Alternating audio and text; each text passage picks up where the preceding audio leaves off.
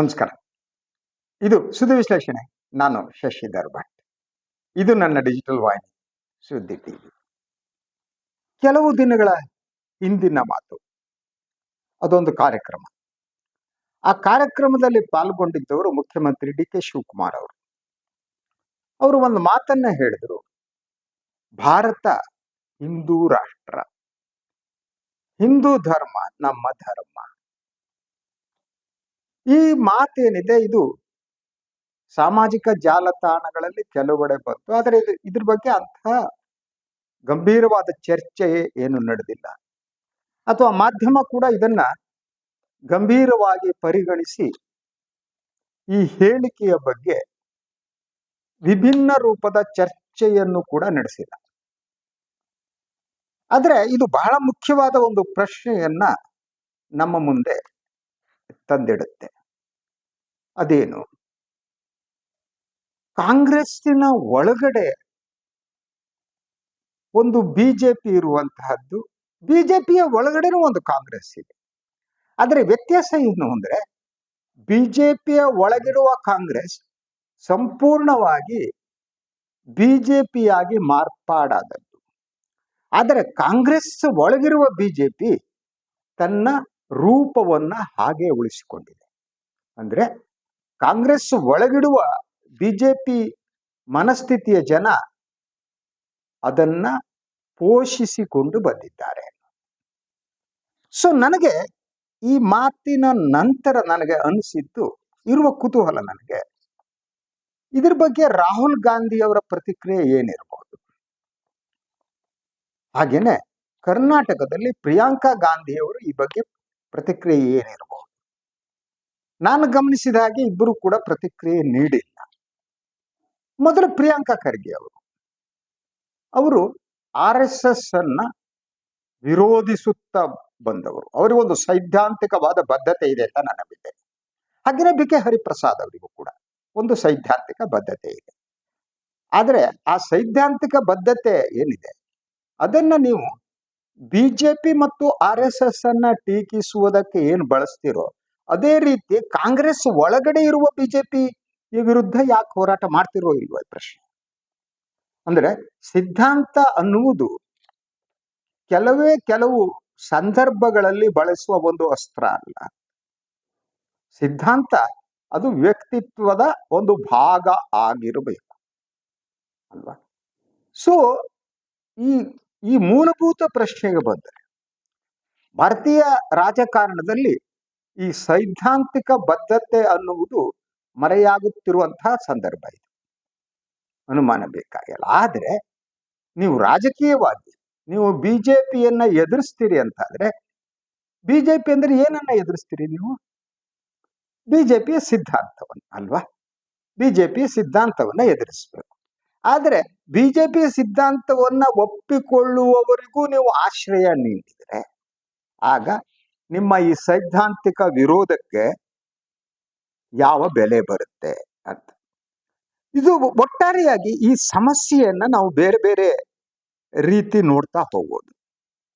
ಒಂದು ಮೊದಲನೇದಾಗಿ ಕಾಂಗ್ರೆಸ್ ನೋಡ್ತಾ ಹೋಗೋಣ.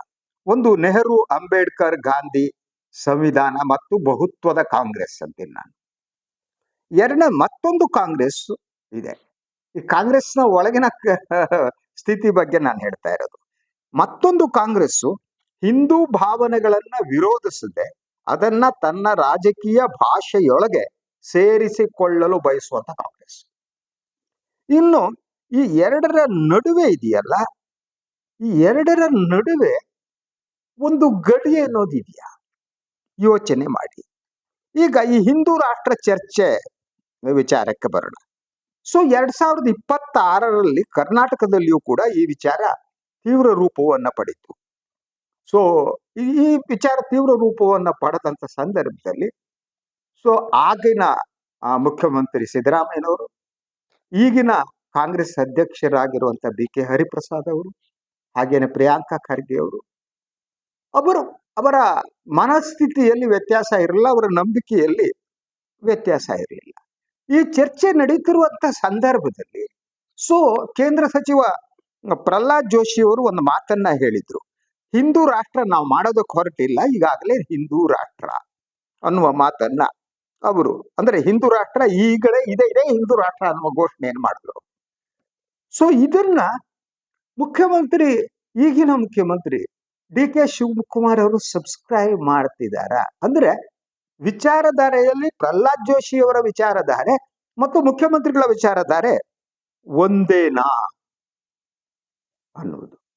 ಸೊ ಅಂದ್ರೆ ಇಲ್ಲಿ ಸೈದ್ಧಾಂತಿಕವಾಗಿ ಕಾಂಗ್ರೆಸ್ನ ಒಳಗಡೆ ವಿಭಿನ್ನ ನಂಬಿಕೆಯ ಜನ ಕೂಡ ಇದ್ದಾರೆ. ಅದನ್ನೇ ನಾನು ನಿಮಗೆ ಹೇಳೋದಕ್ಕೆ ಹೊರಟಿದ್ದು.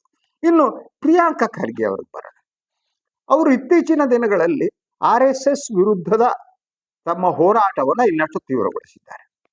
RSS ನ ಅವರು ಲೆಕ್ಕ ಕೇಳಿದ್ದಾರೆ, RSS ನೋಂದಣಿ ಯಾಕಾಗಿಲ್ಲ ಅನ್ನುವ ಪ್ರಶ್ನೆಯನ್ನು ಮುಂದಿಟ್ಟಿದ್ದಾರೆ.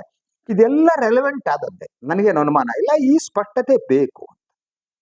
ಆದ್ರೆ ಈ ಸ್ಪಷ್ಟತೆ ಅನ್ನುವುದು ಏನಿದೆ, ನಿಮ್ಮ ಸೈದ್ಧಾಂತಿಕ ಬದ್ಧತೆ ಇದೆಯಲ್ಲ, ಅದು ಸೈದ್ಧಾಂತಿಕ ಸಂಘರ್ಷಕ್ಕೂ ಕಾರಣ ಆಗುತ್ತೆ. ಆ ಸಂಘರ್ಷ ನಡೀತಾನೆ ಇರಬೇಕು, ಸೈದ್ಧಾಂತಿಕ ಸಂಘರ್ಷ ನಡೀಬೇಕು. ಅದು ಪಕ್ಷದ ಒಳಗಾಗ್ಲಿ ಪಕ್ಷದ ಹೊರಗಡೆ ಆಗ್ಲಿ.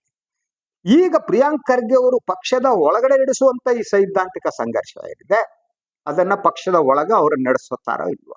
ಅವರು ಪಕ್ಷದ ಒಳಗ ನಡೆಸೋದಿದ್ರೆ ಮುಖ್ಯಮಂತ್ರಿಗಳ ಹಿಂದೂ ರಾಷ್ಟ್ರ, ಈಗಾಗಲೇ ಹಿಂದೂ ರಾಷ್ಟ್ರ ಇದು ಅನ್ನುವ ಮಾತನ್ನ ಹೇಳಿದ್ದಾರೆ, ಆ ಮಾತನ್ನ ಅವ್ರು ಒಪ್ತಾರೆ. ಅವ್ರು ಒಪ್ಪೋದಾದ್ರೆ ಆಗ ಇವರು RSS ಅನ್ನ ಟೀಕಿಸೋದಾಗ್ಲಿ ಇನ್ನೊಂದು ಮಾಡಿದ್ರೆ ಅದಕ್ಕೆ ಯಾವ ಬೆಲೆನೂ ಇರಲ್ಲ. RSS ಲೆಕ್ಕ ಕೇಳೋದಕ್ಕೂ ಬೆಲೆ ಇರಲ್ಲ, ನೋಂದಣಿ ಬಗ್ಗೆ ಬೆಲೆ ಇರಲ್ಲ. ನೀವು ಸೈದ್ಧಾಂತಿಕವಾಗಿ RSS ಅನ್ನ, ಸಂಘ ಪರಿವಾರನ ವಿರೋಧಿಸ್ತಿದ್ರೆ, ಈ RSS ಮತ್ತು ಸಂಘ ಪರಿವಾರದ ಶಕ್ತಿಗಳು ನಿಮ್ಮ ಪಕ್ಷದ ಒಳಗಡೆ ಇದ್ದಾವಲ್ಲ, ಅದರ ವಿರುದ್ಧ ನೀವು ಹೋರಾಟ ಮಾಡಿದ್ರೆ ನಿಮ್ದು ಬೂಟಾಟಿಕೆ ಅಲ್ವಾ? ಸೊ ಇನ್ನು ರಾಹುಲ್ ಗಾಂಧಿ ಅವರ ವಿಚಾರದಲ್ಲೂ ಅಷ್ಟೇ, ಅವರು ಒಂದು ಕಾಲದಲ್ಲಿ ಸ್ವಲ್ಪ ಸಾಫ್ಟ್ ಹಿಂದುತ್ವದ ಕಡೆಗೆ ಇದ್ದವರು, ಅವರು ಅಲ್ಲಿಂದ ವಿಮುಖರಾಗಿ ಬಂದರು. ಭಾರತ ಜೋಡೋ ಚಳವಳಿಯ ನಂತರ ಅವರು ಬದಲಾದರು. ಕೈಯಲ್ಲಿ ಯಾವತ್ತೂ ಕೂಡ ಅವರು ಒಂದು ಸಂವಿಧಾನದ ಪುಸ್ತಕವನ್ನ ಹಿಡಿದುಕೊಂಡೇ ಇರ್ತಾರೆ. ಒಳ್ಳೆಯದು. ಹಾಗೇನು ಅವರ ನಿಲುವು ಕೂಡ ಸ್ಪಷ್ಟವಾಗಿದೆ, ಯಾವುದರಲ್ಲೂ ಕೂಡ ಅವರ ನಿಲುಮೆಯಲ್ಲಿ ದ್ವಂದ್ವ ಕಾಣಲ್ಲ. ಆದ್ರೆ ಇಲ್ಲಿ ಕುತೂಹಲಕರವಾದ್ದು, ಕಾಂಗ್ರೆಸ್ ಪಕ್ಷದ ಒಳಗಡೆ ಇರುವಂತಹ RSS ವಾದಿಗಳನ್ನ, ಮನುವಾದಿಗಳನ್ನ ಅವರು ಹೇಗೆ ಸಹಿಸ್ಕೊತಾರೆ? ಇದು ಪ್ರಶ್ನೆ ಅಲ್ವಾ? ಅಂದರೆ ನಿಮ್ಮ ಸಿದ್ಧಾಂತ ಏನಿದೆ, ನಿಮ್ಮ ಸಿದ್ಧಾಂತ ಕೇವಲ ರಾಜಕೀಯ ಲಾಭಕ್ಕಾಗಿ ಇರುವ ಸಿದ್ಧಾಂತ ಆದ್ರೆ ಅದಕ್ಕೆ ಬೆಲೆ ಇಲ್ಲ. ನಿಮ್ಮ ಸಿದ್ಧಾಂತ, ಆ ಸೈದ್ಧಾಂತಿಕ ಸ್ಪಷ್ಟತೆ ಇದೆಯಲ್ಲ, ಅದು ನಿಮ್ಮ ಒಳಗಡೆಯಿಂದ ಬರಬೇಕು ಅಂತ. ಅದು ಒಳಗಡೆಯಿಂದ ಬಂತೋ ಇಲ್ವೋ ಗೊತ್ತಿಲ್ಲ ನನಗೆ. ನನಗೆ ಕುತೂಹಲಕರವಾದದ್ದು, ನಾನೇನಂದೆ ನಿಮಗೆ, ಈ ಕಾಂಗ್ರೆಸ್ನ ಒಳಗಡೆ ಇರುವಂತ ಒಂದು ಸ್ಥಿತಿ ಹೇಗೆ ಅನ್ನೋದು, ನಾನದನ್ನ ಈ ರೀತಿ ವಿಶ್ಲೇಷಣೆ ಮಾಡ್ಬೋದು ಅಥವಾ ಡಿವೈಡ್ ಮಾಡ್ಬೋದು ಅನಿಸುತ್ತೆ. ಒಂದು, ರಾಹುಲ್ ಗಾಂಧಿ ಅವರ ಬಣ, ಅದು ಸಂವಿಧಾನ, ಬಹುತ್ವ ಮತ್ತು ಸಾಮಾಜಿಕ ನ್ಯಾಯದ ಮೇಲೆ ನಿಂತಿದೆ. ಇನ್ನೊಂದು ಪ್ರಿಯಾಂಕಾ ಖರ್ಗೆ ಬಣ ಅನ್ಬಹುದು. ಈ ಪ್ರಿಯಾಂಕಾ ಖರ್ಗೆ ಅವರ ಬಣ ಏನಿದೆ, ಇದು RSS ವಿರೋಧ, ಅಂಬೇಡ್ಕರ್ ಮತ್ತು ಸಂವಿಧಾನವಾದದ ಮೇಲೆ ನಿಂತಿದೆ ಅಂತ. ಇನ್ನು ಹಿಂದೂ ಸಾಂಸ್ಕೃತಿಕ ಪ್ರಾಯೋಗಿಕ ಬಣ ಒಂದಿದೆ ಕಾಂಗ್ರೆಸ್ನ ಒಳಗಡೆ, ಅದು ಹಿಂದೂ ಭಾವನೆಗಳನ್ನ ದೂರ ಮಾಡ್ಕೋಬಾರ್ದು, ಅದನ್ನ ಬಳಸಿಕೊಳ್ಳಬೇಕು ನಾವು. ಅಂದ್ರೆ ಇನ್ನು ಕೊನೆಯದಾಗಿ ಒಂದು ಬಣ ಅಂದ್ರೆ ಈ ಚುನಾವಣಾ ಪ್ರಾಗ್ಮ್ಯಾಟಿಸ್ಟ್ಗಳು ಇದ್ದಾರೆ. ಅವ್ರು ಚುನಾವಣೆಯ ಲಕ್ಷ್ಯದಲ್ಲಿ ಮಾತ್ರ ನೋಡ್ತಾರೆ, ಅವ್ರಿಗೆ ಯಾವುದೇ ಚುನಾವಣೆ ಗೆಲ್ಲುವುದೊಂದೇ ಮುಖ್ಯವಾದದ್ದು. ಸೊ ಇನ್ನೇನು ಈ ಹಿಂದೂ ಸಾಂಸ್ಕೃತಿಕ ಪ್ರಾಯೋಗಿಕ ಈ ಬಣ ಇದೆಯಲ್ಲ, ಅವರು BJPಯ ಏನು ಸಿದ್ಧಾಂತ ಇದೆ ಅದನ್ನ ನಾವು ಸ್ವಲ್ಪ ಮಟ್ಟಿಗೆ ಅಡಾಪ್ಟ್ ಮಾಡ್ಕೋಬೇಕು ಗೆಲ್ಲುವುದಕ್ಕಾಗಿ ಅಂತ. ಅಂದ್ರೆ ಅವರಿಗೆ ಸೈದ್ಧಾಂತಿಕ ಬದ್ಧತೆ ಮತ್ತು ಗಟ್ಟಿತನ ಇಲ್ಲ. ಹಾಗಿದ್ರೆ ಇಲ್ಲಿ ಇರುವಂತಹ ದೊಡ್ಡ ವಿರೋಧಾಭಾಸ ಏನು ಅನ್ನೋದು, ಕಾಂಗ್ರೆಸ್ ಒಂದು ಕಡೆ ಹಿಂದೂ ಬಹುಸಂಖ್ಯಾತದ ಸಮಾಜದ ಭಾವನೆಯನ್ನ ಸಂಪೂರ್ಣವಾಗಿ ನಿರ್ಲಕ್ಷ್ಯ ಮಾಡುವುದಕ್ಕೆ ಸಾಧ್ಯ ಇಲ್ಲ ಅನ್ನುವವರಿದ್ದಾರೆ. ಇದನ್ನು ನಾನು ಸಂಪೂರ್ಣವಾಗಿ ಒಪ್ಪಲ್ಲ. ಅಂದ್ರೆ ಹಿಂದೂ ಬಹುಸಂಖ್ಯಾತ ಸಮಾಜದ ಭಾವನೆ ಅಂದ್ರೆ ಯಾವುದದು? ಅದು ಹಿಂದುತ್ವ ಅಲ್ಲ. ಮೂಲಭೂತವಾಗಿ ನಿಜವಾದ ಹಿಂದೂ ಏನಿದ್ದಾರೆ ಅವನು ಕೋಮುವಾದಿ ಅಲ್ವೇ ಅಲ್ಲ. ನಿಜವಾದ ಹಿಂದೂ ಏನಿದ್ದಾನೆ ಅವನು ಬಹುತ್ವದ ಪ್ರತಿಪಾದಕನಾಗಿರ್ತಾನೆ. ಸೊ ಆದ್ರಿಂದ ಈ ವಾದವನ್ನ ಒಪ್ಕೊಳ್ಳಕ್ ಸಾಧ್ಯ ಆಗಲ್ಲ. ಅದ್ರ ಜೊತೆಗೆ ಈ ಒಂದು ಸಾಫ್ಟ್ ಹಿಂದುತ್ವ ಮತ್ತು ಹಾರ್ಡ್ ಹಿಂದುತ್ವದ ಪ್ರಶ್ನೆ ಬಂದರೆ, ಕಾಂಗ್ರೆಸ್ ಸಾಫ್ಟ್ ಹಿಂದುತ್ವವನ್ನ ಅನುಸರಿಸ್ತಾ ಬಂದ್ರೆ ಜನ ಈ ಸಾಫ್ಟ್ ಹಿಂದುತ್ವಕ್ಕಿಂತ ಹಾರ್ಡ್ ಹಿಂದುತ್ವವನ್ನ ಎಷ್ಟು ಇಷ್ಟಪಡ್ತಾರೆ. ಸೈದ್ಧಾಂತಿಕವಾಗಿ ಕಾಂಗ್ರೆಸ್ ಅದು ಇದರಿಂದ ಸೋಲುವಂತಹ ಸ್ಥಿತಿ ಇರುತ್ತೆ ಅಂತ. ಸೊ ಈಗ ನಾನೀಗ ಕರ್ನಾಟಕದಲ್ಲಿ ಒಂದು ಟ್ರಾನ್ಸ್ಫಾರ್ಮೇಶನ್ ಕಾಣ್ತಾ ಇದೆ. ಈ ಟ್ರಾನ್ಸ್ಫಾರ್ಮೇಶನ್ ಯಾವುದು? ಕರ್ನಾಟಕದಲ್ಲಿ ಕೇವಲ ಮುಖ್ಯಮಂತ್ರಿ ಬದಲಾದದ್ದು ಮಾತ್ರ ಅಲ್ಲ, ಮುಖ್ಯಮಂತ್ರಿಯ ಬದಲಾವಣೆಯೊಂದಿಗೆ ಕರ್ನಾಟಕದ ಕಾಂಗ್ರೆಸ್ನ ಸೈದ್ಧಾಂತಿಕ ಬದ್ಧತೆಯಲ್ಲೂ ಕೂಡ ಕೆಲವೊಂದು ಬದಲಾವಣೆಗಳು ಕಾಣ್ತಾ ಇವೆ ಅನ್ನೋದು ಈ ಮುಖ್ಯಮಂತ್ರಿಗಳ ಇದು ಹಿಂದೂ ರಾಷ್ಟ್ರ ಅನ್ನುವ ಹೇಳಿಕೆಯಂತೆ ನಾವು ಗುರುತಿಸಬಹುದಾಗಿದೆ. ಅಂದ್ರೆ ಸಿದ್ದರಾಮಯ್ಯನವರು ಮುಖ್ಯಮಂತ್ರಿ ಆದಾಗ ಬಹಳ ಸ್ಪಷ್ಟವಾಗಿ ಸೈದ್ಧಾಂತಿಕ ಸ್ಪಷ್ಟತೆ ಕಾಂಗ್ರೆಸ್ ಪಕ್ಷಕ್ಕೆ ಇತ್ತು. ಮತ್ತು ಕಾಂಗ್ರೆಸ್ ಆ ಸಿದ್ದರಾಮಯ್ಯನವರ ಸೈದ್ಧಾಂತಿಕ ಬದ್ಧತೆಗೂ ರಾಹುಲ್ ಗಾಂಧಿಯವರ ಸೈದ್ಧಾಂತಿಕ ಬದ್ಧತೆಗೂ ಹೆಚ್ಚಿನ ವ್ಯತ್ಯಾಸ ಕಾಣ್ತಿರ್ಲಿಲ್ಲ. ಆದರೆ ಮುಖ್ಯಮಂತ್ರಿಗಳು ಬದಲಾಗುವುದರೊಂದಿಗೆ ಕಾಂಗ್ರೆಸ್ ಪಕ್ಷಕ್ಕೆ ಈ ಮುಖ್ಯಮಂತ್ರಿಗಳ ಈ ಸಾಫ್ಟ್ ಹಿಂದುತ್ವದ ಗುಣಧರ್ಮ ಕೂಡ ಕಾಣಿಸಿಕೊಳ್ಳೋದಕ್ಕೆ ಪ್ರಾರಂಭ ಆಗಿದೆ. ಅಂದ್ರೆ ಅವರು ಮೊದಲನೇದಾಗಿ ಈ ಧರ್ಮವನ್ನ ಇದು ಇದು ಹಿಂದೂ ರಾಷ್ಟ್ರ ಅಂತ ಹೇಳ್ತಾ ನಮ್ದು ಹಿಂದೂ ಧರ್ಮ ಹಿಂದೂ ರಾಷ್ಟ್ರ ಅನ್ನೋದನ್ನ ಈ ಎರಡು ಒಂದೇ ಅನ್ನುವ ರೀತಿ ಮ್ಯಾಚ್ ಮಾಡ್ತಾ ಹೋಗ್ತಾರೆ ಮುಖ್ಯಮಂತ್ರಿಗಳು. ಅವರ ಭಾಷಣದಲ್ಲಿ ನಾವು ಅದನ್ನ ಗಮನಿಸಬಹುದಾಗಿದೆ. ಸೊ ಹಾಗೆ ಮಾಡ್ತಾ ಅವರು ಅಂದ್ರೆ ಎಲ್ಲರ ಜೊತೆಗೂ ನಾನು ಹೊಂದಾಣಿಕೆಯ ರಾಜಕಾರಣ ಮಾಡ್ತೀನಿ ಅಂತ ಹೇಳುವ ಮೂಲಕ ಅವರು ತಮಗೆ ಈ ಸೈದ್ಧಾಂತಿಕ ಬದ್ಧತೆ ಅನ್ನುವುದು ಅಷ್ಟು ಮುಖ್ಯ ಅಲ್ಲ ಅನ್ನೋದನ್ನ ಒಂದು ಸಂದೇಶವನ್ನ ಕೊಡ್ತಾ ಇದೆ. ಅಂದ್ರೆ ನಾನು ಎಲ್ಲರನ್ನೂ ಮ್ಯಾನೇಜ್ ಮಾಡ್ಕೊಂಡು ಹೋಗ್ತೀನಿ, ಎಲ್ಲದನ್ನು ನಾನು ಹ್ಯಾಂಡಲ್ ಮಾಡ್ತೀನಿ, ನನಗೆ ಇನ್ಯಾವುದೂ ಇಲ್ಲ. ಅಂದ್ರೆ ಸೈದ್ಧಾಂತಿಕ ರಾಜಕಾರಣವನ್ನ ನಾನು ನಾನು ಮಾಡುವ ಸೈದ್ಧಾಂತಿಕ ರಾಜಕಾರಣ ಯಾವುದು ಅಂದ್ರೆ ಎಲ್ಲರೂ ಒಂದೇ, ನನಗೆ ವ್ಯತ್ಯಾಸ ಇಲ್ಲ. ಬಿಜೆಪಿಗೂ ಕಾಂಗ್ರೆಸ್ಸಿಗೂ ವ್ಯತ್ಯಾಸ ಇಲ್ಲ ಅನ್ನುವ ಸಂದೇಶವನ್ನ ಸನ್ಮಾನ್ಯ ಡಿ ಕೆ ಶಿವಕುಮಾರ್ ಅವರು ಕೊಡ್ತಿದ್ದಾರೆ.